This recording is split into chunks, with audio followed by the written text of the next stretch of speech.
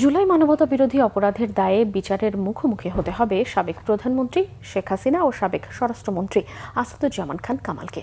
ভারত সরকারের কাছে ফেরত চেয়ে আনুষ্ঠানিক অনুরোধও জানানো হয়েছে, জানিয়েছেন পররাষ্ট্রমন্ত্রী শামা ওবায়েদ। রাজধানীর বিআইআইএসএস মিলনায়তনে সেমিনার শেষে সাংবাদিকদের প্রশ্নের জবাবে এই কথা বলেন পররাষ্ট্র প্রতিমন্ত্রী। তিনি আরও বলেন, পররাষ্ট্র মন্ত্রণালয়ের মাধ্যমে ভারতকে পাঠানো আন্তর্জাতিক অপরাধ ট্রাইব্যুনালের দেয়া চিঠির সঙ্গে রয়েছে মৃত্যুদণ্ডের রায়ের কপিও। কূটনৈতিক নীতি, প্রটোকল এবং প্রত্যর্পণ চুক্তির অনুযায়ী শেখ হাসিনা সহ অন্য পলাতক আসামিদের ক্ষেত্রেও একই প্রক্রিয়ায় বিচারের আওতায় আনা হবে বলে জানান প্রতিমন্ত্রী। ভারত ইতিবাচক সাড়া দেবে এবং দুদেশের বিদ্যমান দ্বিপাক্ষিক সম্পর্কের প্রতি সম্মান দেখিয়ে প্রয়োজনীয় সহযোগিতা করবে বলেও আশা প্রকাশ করেন পররাষ্ট্র প্রতিমন্ত্রী।